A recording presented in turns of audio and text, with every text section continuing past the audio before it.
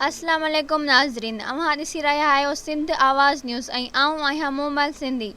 हाज़िर आहे हिन वक़्त जी अहम ख़बर। दौलतपुर सफ़न सगा दौलतपुर सफ़न पारां 2 ॾींहनि जी मुफ़्त अखियुनि जी camp rural health centre Daulatpur में लॻाई वई, जंहिं में हैदराबाद जे मशहूरु अखियुनि जे डॉक्टर दौलतपुर ऐं आसपास जे सभई मरीज़नि जूं अखियूं चकास करे उन्हनि खे मुख़्तलिफ़ बीमारियुनि जूं दवाऊं ॾिनियूं ऐं 100 खां मथे मोतीअ जे मरीज़नि जा ऑपरेशन करे उन्हनि खे लेंस लॻाया विया। उन मौक़े ते सिंध आवाज़ न्यूज़ सां ॻाल्हाईंदे जाम जावेद अली उनड़, मोहम्मद असलम पली, अब्दुल रशीद दाहिरी ऐं ख़ुदा बख़्श उनड़ चयो त ऑपरेशन थिया ऐं इंशाअल्लाह असांजी कोशिशि इहा ई रहंदी त असीं सिहत ते ऐं तइलीम ते ऐं सक़ाफ़त ते कमु कंदा आहियूं, छो जो असांजो मंशूर बि इहो ई आहे सिंध ग्रेजुएट एसोसिएशन जो।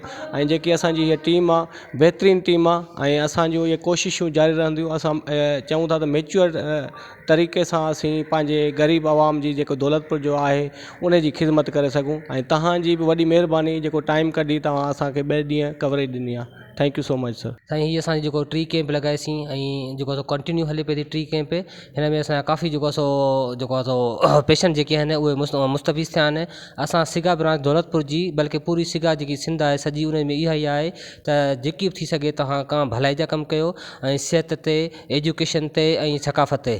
त असां सिहत ते बि कमु कयूं पिया, एजुकेशन ते बि कयूं पिया ऐं सक़ाफ़त ते कयूं था। उन खां अलावा ॿियो जेको हिकिड़ो थोरो जनरल इशू हले पियो थो सिगा ब्रांच जेको आहे सो पूरी सिंध जो, उन में इहो आहे त जेके हीअ केनाल ख़िलाफ़ु जेको आहे एहतजाज हलनि पिया, इन में बि जेको आहे सो असां सिगा ब्रांच जो जीअं मथां जो असांजो हुकुम हूंदो या जेकी पॉलिसी हूंदी उन तहत। उन खां अलावा ॿियो जेको असांजो आहे कमु आहे उहो आहे अॼुकल्ह हले पई थी हिकिड़ी त सिंधी ॿोली क़ौमी ॿोली खे दर्जो ॾियो, त असां उन में बि जेको आहे सो पंहिंजो किरदारु अदा कंदासीं त सिंधी ॿोली खे जेको आहे सो पंहिंजी क़ौमी ॿोली बनाए वञे। असांजी सभई ब्रांचिस इन ते कमु कनि थियूं, इनशाअल्लाह असां बहितर नमूने सां कमु कंदासीं। तमामु घणी महिरबानी। अब्दुल रशीद दाहिरी, नायब सदर सिगा शाख दौलतपुर।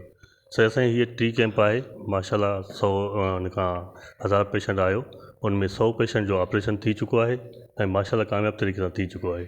महिरबानी। इहो दौलतपुर अस्पताल में जेको कैंप हली असां उन सां फुल तावन कयो सगा वारनि सां ऐं सगा वारनि दोस्तनि जेके बि कमेटी जा मेंबर आहे सभिनी ते कमु सुठे नमूने सां कयो ऐं असांजे अस्पताल जे अमले बि हुन सां सुठे नमूने सां तावन कयो हर लिहाज़ सां, जंहिंमें डॉक्टर जमशेद साहब जी हिदायत हुई, डॉक्टर राबिल खावर जी बि हिदायत हुई, डॉक्टर मदद साहब जी त बाबा बहितरीनु हिन खे कमु करणु ॾियो।